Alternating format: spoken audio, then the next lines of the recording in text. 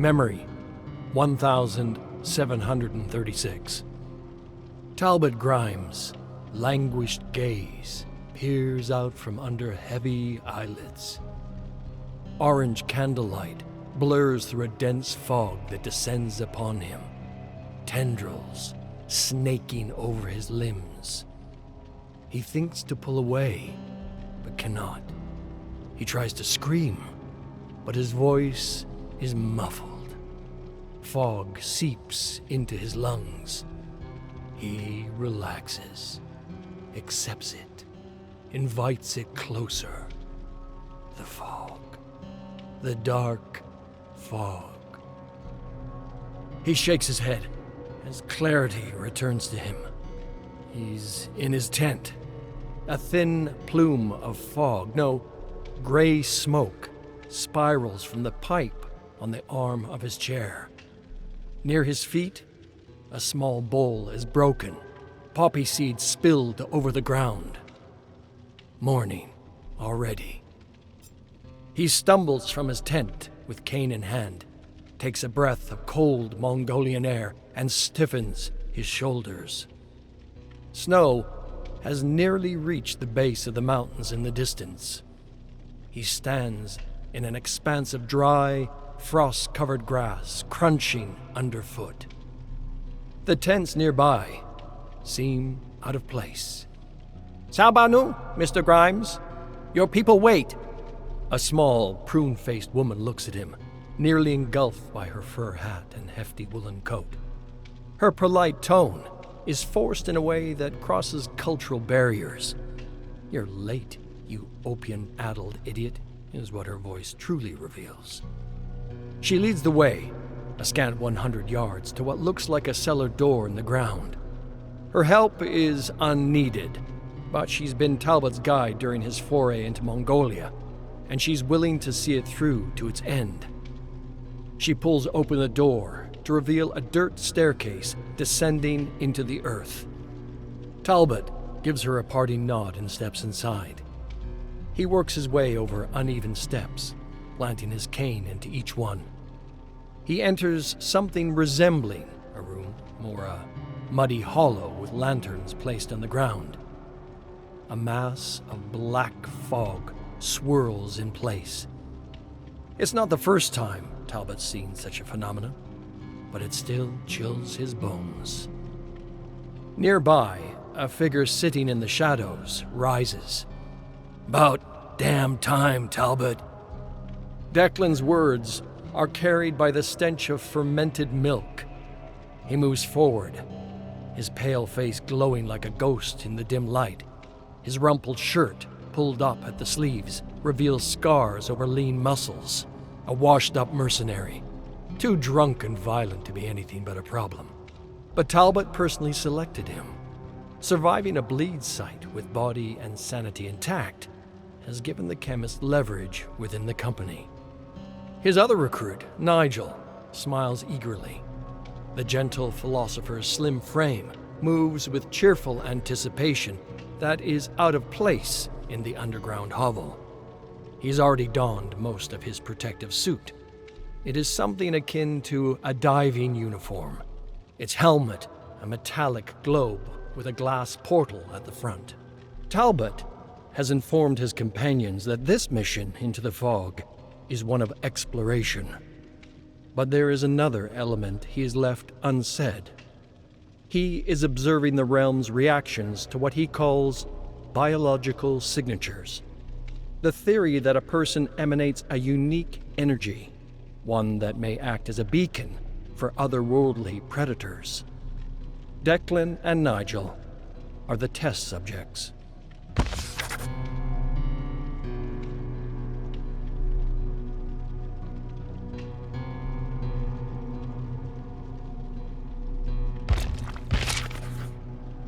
Memory, 1737. Talbot drifts through the fog, unsure if it's his feet moving or something else tugging, beckoning him closer. He stumbles, but the force doesn't slow, drawing him in, pulling, and then violently expelling him. He plants his cane and brings himself up to one knee, sliding a hand over a smooth, obsidian-like surface. Sharp slabs of black rock jut out beyond, creating a fractured, spiny landscape under a purple sky. Behind him, Declan and Nigel emerge from the fog wearing their protective suits. Even clad in the copper and heavy cloth of the outfit, Nigel appears sparse and vulnerable. Declan, however, stands tall, as if the weight is no burden to him. Useless either way. That such a thing could be a defense from this place spoke to the naivety of its creators. Declan stomps forward. He assumes an attack pose, but struggles to find a target. "What the hell's going on here? I didn't plan for this." Through the porthole on Declan's helmet, Talbot notices the man's clenched jaw and focused eyes. He wants to kill something, assure himself he has control over this strange land. "You knew what you were getting into. It was in the dossier." Declan growls. "Didn't read it." The man is an idiot, but a useful one. Talbot's theory is that Declan's biological signature is that of the aggressor, one whose energies express anger and violence. He expects the bleed will embrace Declan, as if he's a creature native to its environment. Then there's Nigel, the prey. He stands wide-eyed and frozen at the world before him. If Talbot is correct, his biological signature is like a burst of light signaling its presence to every predator around. He is an invader, not meant for this place. The only part that bothers Talbot about his theory is how he fits into it. He is a man of science, not the brutish aggressor that Declan clearly is. So why does he pass through bleeds unharmed, with barely visible wisps of black fog clinging to his presence? Why does he sense that every time he steps into a bleed, that he is invited, not just to where he stands now, but somewhere else, somewhere far beyond?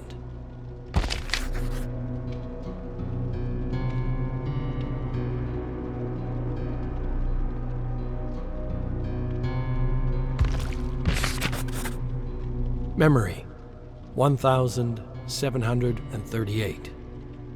Talbot tries to keep his nerves intact. In the distance, there are sounds he can't quite place. In his peripheries, movement he can't quite glimpse. The landscape changes abruptly, as if an unseen line marks the borders of two environments. The group moves into a swampland.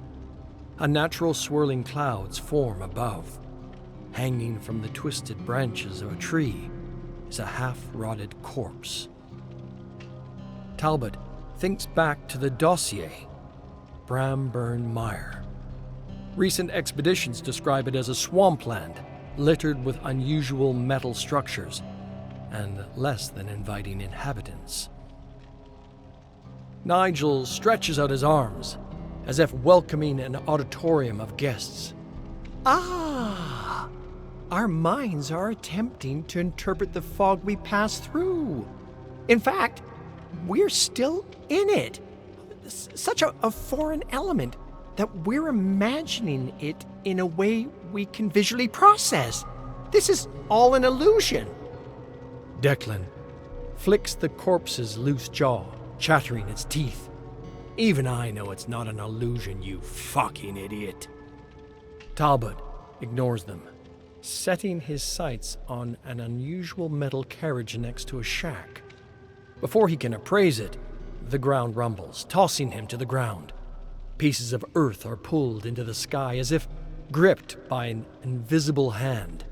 Trees are thrown about like twigs.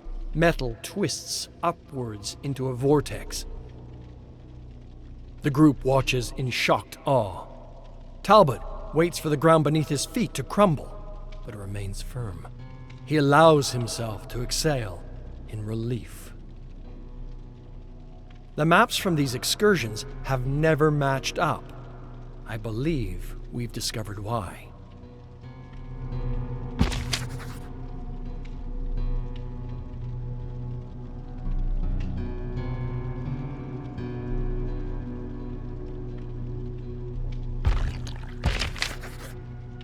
Memory, 1739. Something moves through the tree line. Its wet, rasping cry calls out. A hideous creature of muck and bone staggers into sight, its clumsy movements unusually fast. It sees the trio and stops, as if pondering their presence.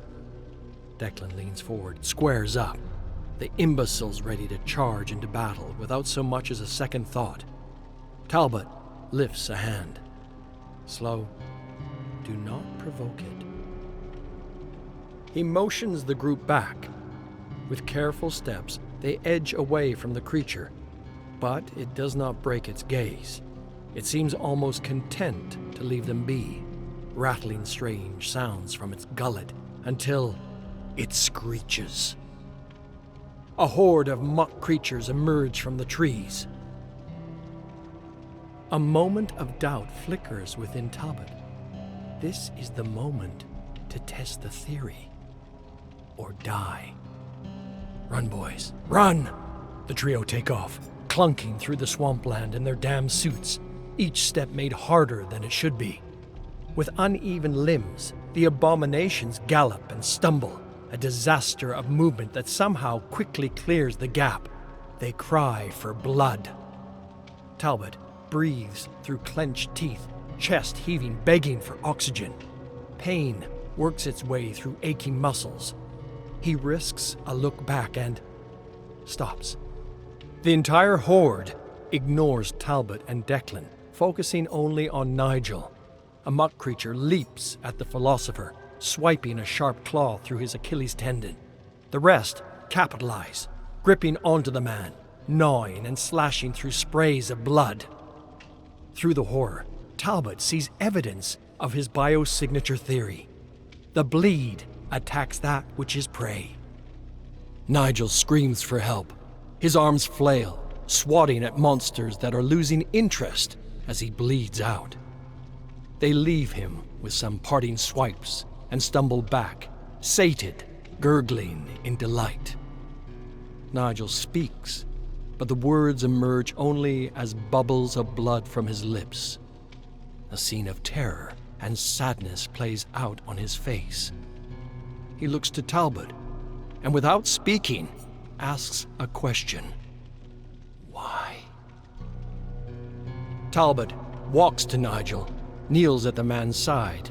He observes him through a lens of logic and rationality, noting the lacerations, the blunt force trauma. Nigel's shaking hand reaches out to no one, and in his tear-soaked eyes, there's something so human. Not prey, not aggressor, but human. Something Talbot had forgotten. He looks to Nigel's broken body and feels envy. How unfair that the pursuit of knowledge has stripped so much of himself. He rips a shred of cloth from Nigel's suit, wraps it around a gaping wound on the man's leg, tying it tight. Declan grabs Talbot's shoulder and spins him around. What are you doing? He's a dead man. Talbot doesn't hear him. He tears at the suit, pressing a palm to an ugly gash, but his movements are mechanical, lacking desire. Whatever you were, you are no longer. There's no saving yourself. Better to accept and live. Before he can turn away, the hairs on the back of his neck stand on end. The muck creatures watch curiously from a distance. One takes a step forward, snarls. He nearly chuckles through the fear as he realizes his mistake. The creatures must wonder, why would one with a biosignature such as his attempt to provide compassion to wounded prey? There are many ways a predator could react to the unfamiliar. One of the most common responses? Violence. He taps Declan on the arm. We should go. Now.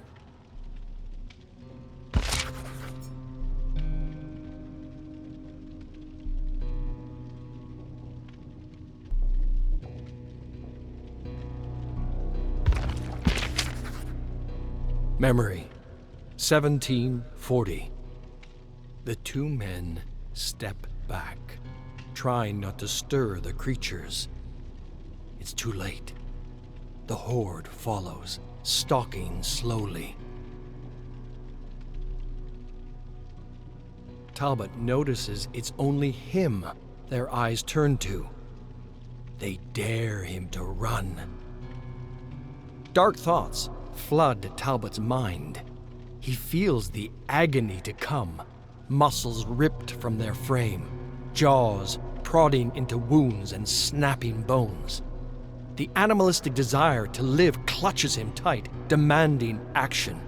His heart thunders against his chest, muscles tense. A shiver runs down his body, refusing to leave his hands. The monsters advance. Talbot grits his teeth till they're ready to crack. He tightens the grip on his cane, squeezes it like a hand pulling him from a cliff, and swings. The cane smashes into Declan's helmet, ripping it from his head.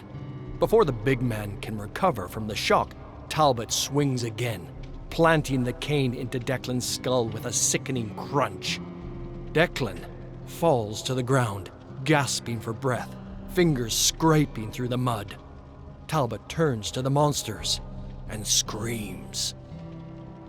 The muck creatures chitter approvingly. As Talbot drops to the ground, they turn their attention to Declan. They pounce, wriggling into his suit, playfully tearing off strips of flesh. His head rises with heaving sobs as he squirms ineffectively.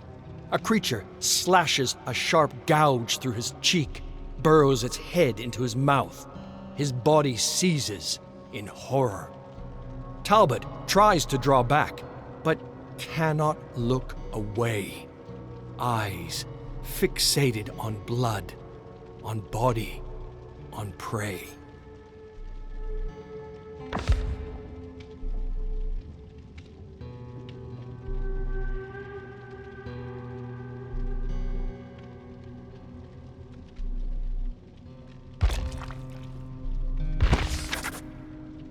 Memory, 4,573. Jane sits at the head of the table, her eyes glazing over as her producers go through the laundry list of story ideas. A dog rescue in an affluent Californian suburb. Long-lost twins reunited at a dentist conference. Cakes that look like things that aren't cakes. Jane sighs, rubs her temples. We didn't get where we are with stories about cakes. I don't want to produce fluff.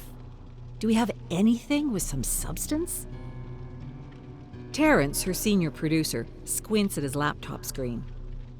I might have one. A mother in Brooklyn is looking for more information about her missing daughter, a documentarian.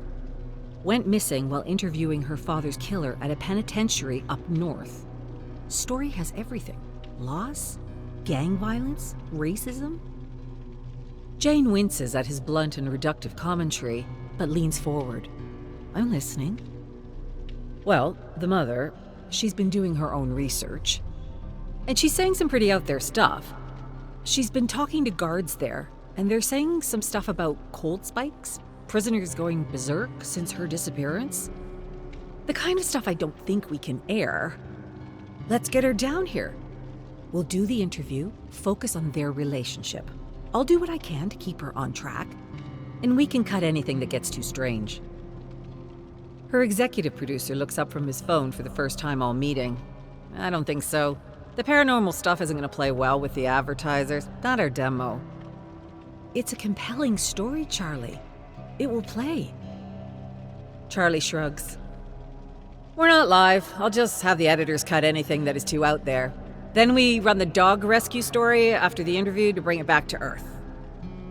Jane starts to say something, but stops herself. She knows how to pick her battles with Charlie. She knows how to lead an interview.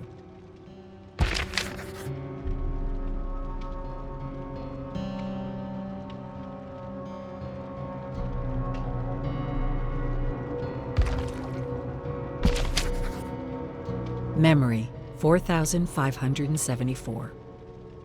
Noor Kassir's eyes are wide open as she takes in everything on the busy set. Jane exhales, remembers how overwhelmed she was the first time she stepped on the set of Quick Talk. I know it seems like a lot, but remember, when we're on the stage, it's just you and me. I just can't believe I'm here. I've been watching your show every day. Jane smiles. Glad you're enjoying it. She starts to gesture toward the craft services table when a harried PA comes to keep them moving. We need to get you to makeup, Miss Kassir. Noor nods as the PA guides her away, and Jane heads to her own dressing room. Terrence is waiting for her there, clipboard in hand. Okay, Jane, so the pre-interview was a lot. She's really intent on talking about her theories on the disappearance. I'd avoid talking about the prison if you can. If that's where the conversation goes, that's what we'll talk about. She takes the clipboard and commits as much of it to memory as she can before her cue. She takes a quick look in the mirror, takes a breath, heads to the stage. Her music plays, the crowd claps and cheers. She gives them her trademark grin. After she gets through her lighthearted opening banter, she pauses for a moment, lets the crowd's volume drop, puts on a serious face. Our first guest today has a remarkable and terrible story. One of struggle, loss, and perhaps hope. Please join me in welcoming Noor Kassir. The crowd warmly applauds as Noor comes to the stage, sits with Jane, and the two begin to speak. They start at the very beginning. Noor's immigration, the challenges she faced in New York through the 90s, the birth of her daughter. She struggles to keep it together as she talks about her little girl, her passion for telling stories. Jane barely has to ask a single question. Noor has the entire audience hanging on her every word. But what I really want to talk about is the black fog, Jane. Charlie's voice crackles in her earpiece. Get her off of this, Jane. Jane discreetly pulls the earpiece out, leans forward. Black fog? Noor stares down the barrel of her camera, emboldened. The guards spoke of a black fog. If anyone knows more about this, please let me know. Jane's theme music starts to play, and Noor looks at her, shocked and a little hurt. Jane snaps her head towards the booth. Charlie stands at the glass and moves his hand across his neck, telling her this is getting cut. Thank you so much, Noor, for sharing your story with us today. The PA motions for Noor to come back to the entrance. She gets up, hugs Jane, and leaves, bewildered. Wow, truly an incredible story of perseverance. Up next, we'll be talking to a woman who was saved from a fire by her dog and has now committed her life to paying it forward, starting a dog rescue in her community.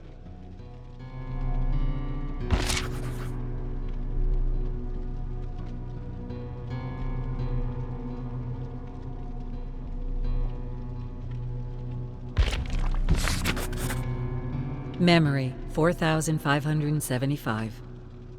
Jane bursts into Charlie's office, slams the door behind her. That was an incredible interview. I cannot believe you cut her off like that.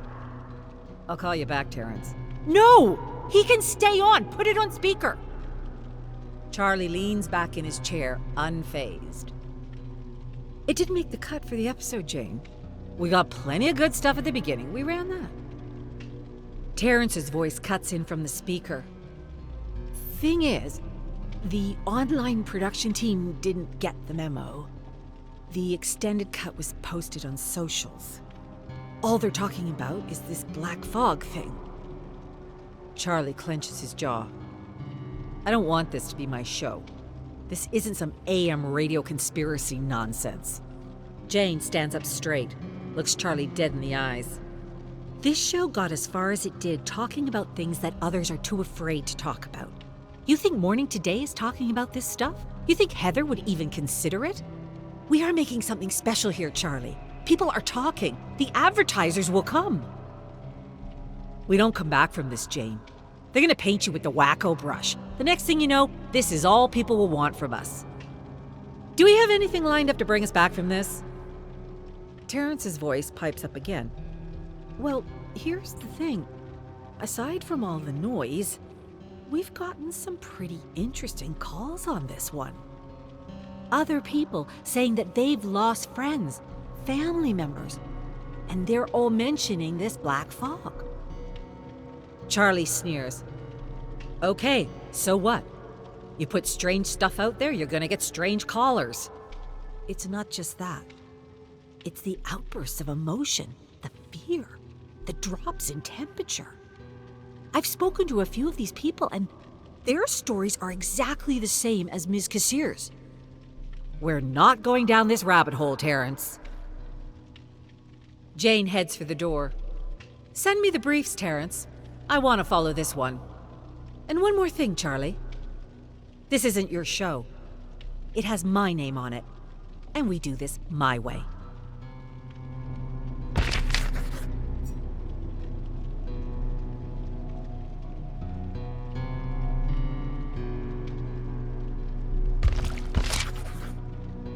Memory, 4,576. Within a month, the production team had an entire week of interviews lined up. Jane spent the lead-up poring over the pre-interviews, the similarities in their stories, the feelings of her upcoming guests. And each night, she tossed and turned, unable to sleep. She would close her eyes and she would see a black fog encroaching on her bed, or on the soundstage, or under the door of her dressing room. If it were her, who would tell her story? It was during one of these late nights that she decided her angle on these stories. Encourage those who lost friends and family to focus on the memories of these people. A woman comes on and talks about her former co-worker, a timid man who steeled his nerves to stand up to an executive tyrant, long before his disappearance. Jane prods her to remember his quiet, kind demeanor and his moral fiber. How he refused a big payout in lieu of justice. How she and a few friends used to get together every year to talk trash about their old boss, but now get together to talk about the good times with their old co-worker, Dwight. A mother told the heart-wrenching story of the disappearance of her daughter, a promising young scientist who she never quite understood but loved dearly.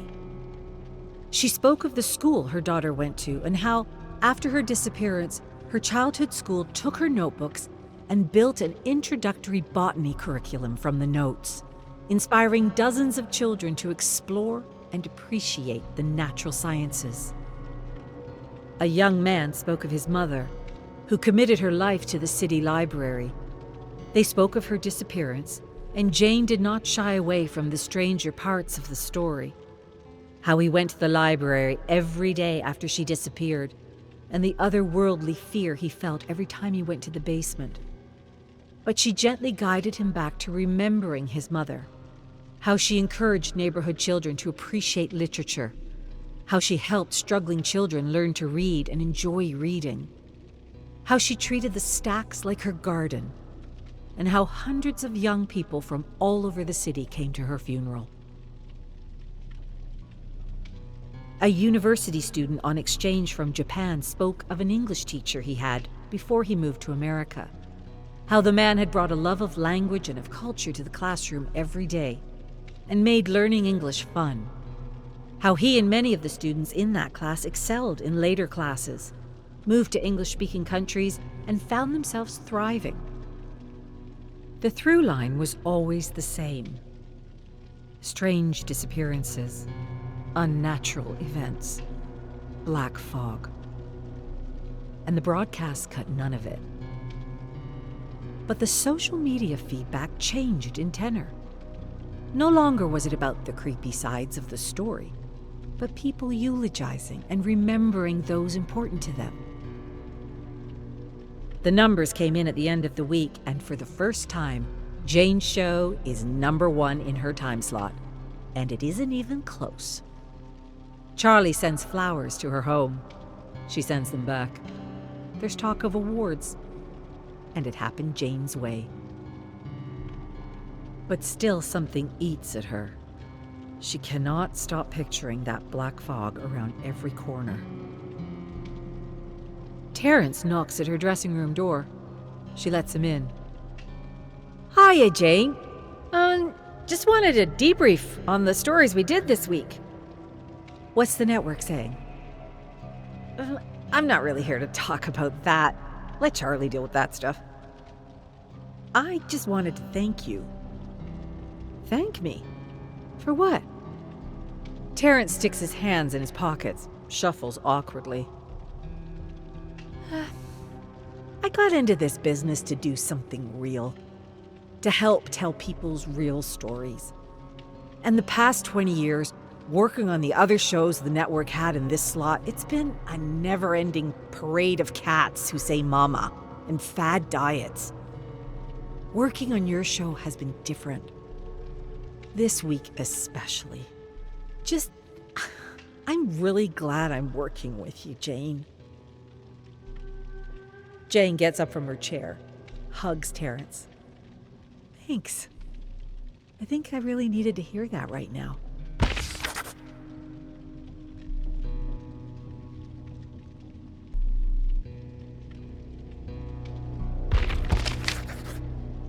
Memory 4577. You've got to be kidding me! Look, Jane, this doesn't come from me. This is coming from even higher up. Jane stares at Charlie, whose usual aloof demeanor has evaporated. He's anxious. Nobody's even talking about the supernatural stuff anymore. You want me to dredge that all back up? And shoot on location? We don't do remotes. I don't know who, but someone on the board is furious that we gave this story air. They want to kill it once and for all. Just go to the prison, show people the abandoned wing, show them that there's nothing there. We can put it at the end of Friday's show. And what if I don't? They gonna try and replace me? Terrence crosses his arms. If they try to pull that, they're gonna lose me and about half of the production and direction teams. Charlie finishes his glass of water, pours another. Jane's never seen him like this. He's sweating. Jane, at this point, you are ratings gold. And honestly, with the numbers the show has been doing, I don't want to do this either. I'm not going to sit here and pretend I want to. Charlie lowers his voice. The way they were talking about burying this story, I really don't think you should cross them. This is coming from shareholders, powerful people. I'm begging you, just fly up there, get a little footage of some empty hallways, fly back. We can charter a jet there and back, have you home in time for dinner. That same fear crawls back into Jane's head. The look on Charlie's face makes it seem like he's dealing with that same fear. This isn't one of those arguments where Charlie won't back down. This is Charlie backed into a corner. All right, I'll do it. Set it up. We'll get this done. But you owe me one. Charlie lets loose a heavy sigh. Thank you, Jane. You're the best. Hey, and besides, what's the worst that can happen? A few hours on a corporate jet and a few minutes shooting? I can think of worse ways to spend a day. Jane bites her lip. Pictures that prison. Pictures the fog. Cold. The emotions. Right. What's the worst that could happen?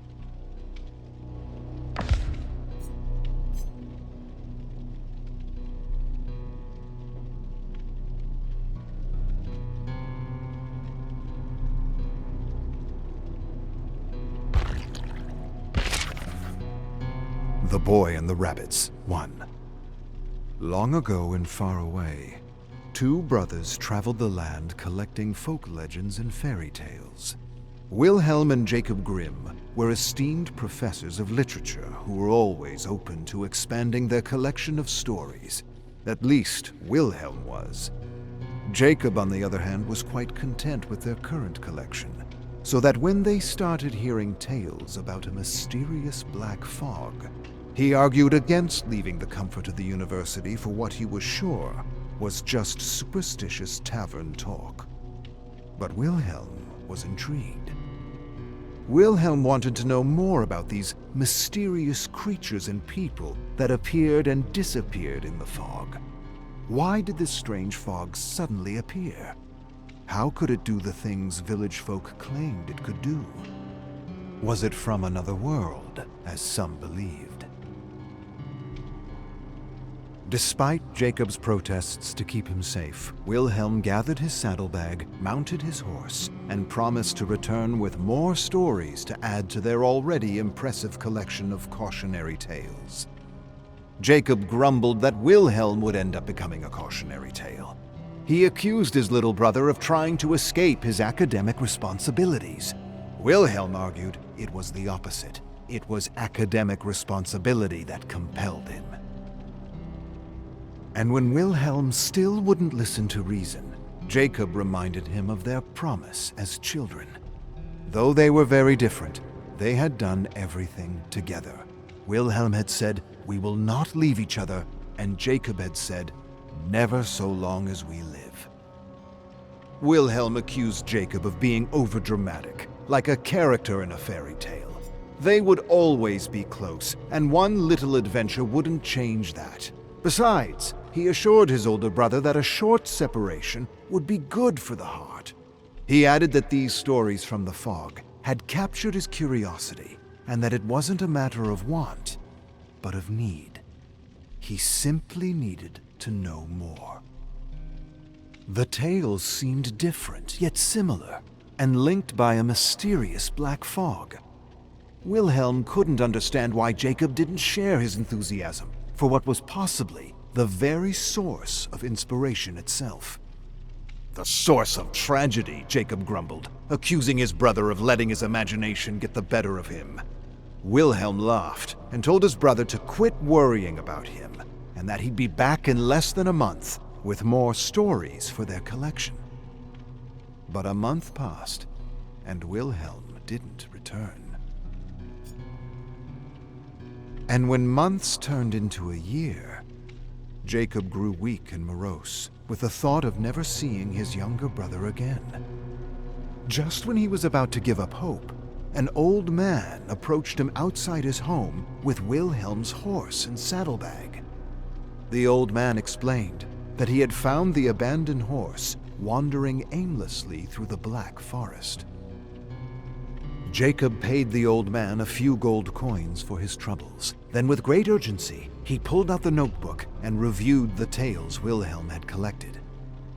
Each tale had pages of notes on people and places, and here and there, he found random theories about what this mysterious black fog could be, according to village folk. Determined to see his brother again, Jacob mounted his black horse and began toward the place where Wilhelm had transcribed his first story. And as he journeyed into the dusk, he imagined Wilhelm sitting on the horse behind him, recounting the tale of the boy and the rabbits.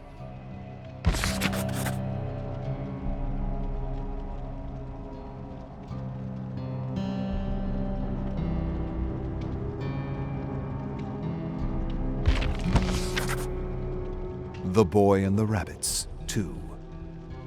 There was once a boy who was often ridiculed by his stepfather for spending all his time with rabbits he had raised with his father, his real father. The rabbits were all the boy had left of his father, who had one day fallen sick and walked into the woods and never returned. The rabbits reminded the boy of happier days. One day, while the boy played with his rabbits in a wooden enclosure, the stepfather shouted for him. He yelled like the end of the world and accused the boy of being a sloth, swearing those rabbits were wasting all his time. The stepfather had spent the whole day harvesting wheat while the boy played with those rabbits. Those damn rabbits. Drunk with liquor and rage, the stepfather stormed into the enclosure and yelled with a voice like thunder. The boy screamed for him to stop scaring the rabbits. At this, the cruel stepfather laughed maliciously, raised his scythe, and cut through the rabbits like chaff. Covered in blood and gore, the stepfather returned to the field as the boy tried without success to put all the bits and parts back together, hoping to maybe save one of his rabbits. But it was hopeless, and he soon collapsed with a shuddering cry.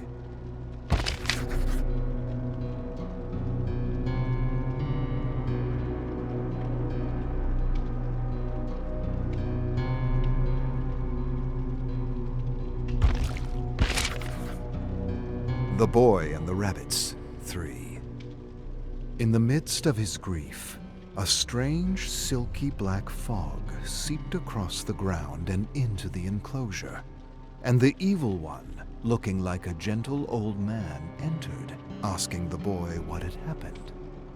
The boy explained what had happened, and the Evil One said he could help him if he so wished. All he had to do was ask.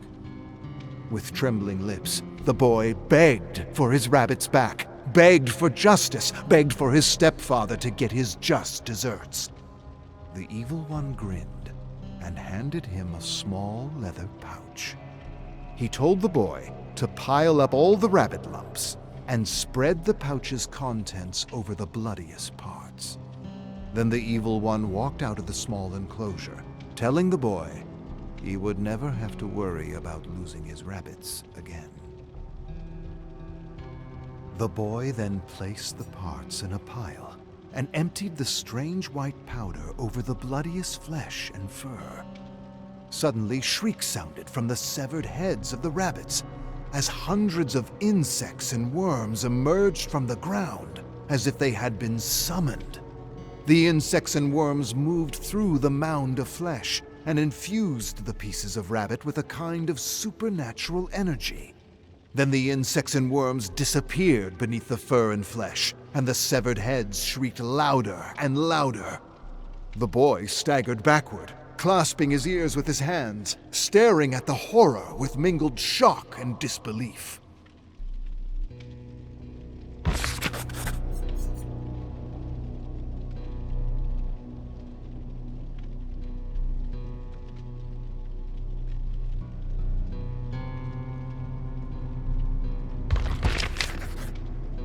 The Boy and the Rabbits, 4. It wasn't long before a massive, rabbit-like creature rose from the bubbling muck. The boy collapsed in horror as the giant creature, made of severed pieces of rabbit, chittering insects, and wiggling worms, loomed before him. The monstrosity stared down at the boy through its deep red eyes for a long moment. Then it turned from the silent and motionless boy and squeezed through the door, almost bringing the enclosure down as the door frame trembled and cracked under the pressure. The boy stared into the moonlit darkness for what seemed like forever. He could still hear the bubbling, hissing sound of the creature's skin outside. He only blinked when he heard his stepfather's agonizing cries in the distance. He jerked nervously as screams of terror reached him and echoed around the enclosure. Then, the world lapsed into silence, and the boy stood slowly, slumbered out as if in a dream, and saw the giant rabbit holding his stepfather's head in one of its claws.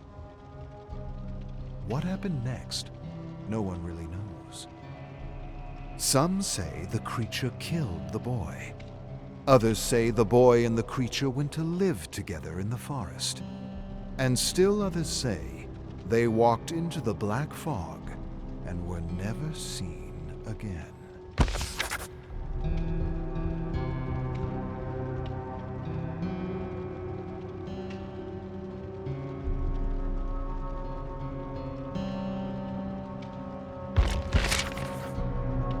The Boy and the Rabbits, 5. Jacob dismounted his horse and inspected the enclosure where the rabbits had been slaughtered. He inspected the cracked door frame and then returned outside and searched the ground. To his disbelief, he soon found a massive footprint of the creature his brother had described as the Ravage. Jacob studied the massive footprint for a long while and figured it was at least 10 times the size of his foot. Then, feeling a sudden chill, he turned to face the forest's edge, looking for signs of the black fog. But he saw nothing, and sighing deeply whispered, "Wilhelm, what a strange tale you've entangled us in." Then he mounted his horse and began his journey to the village where Wilhelm had discovered his second story.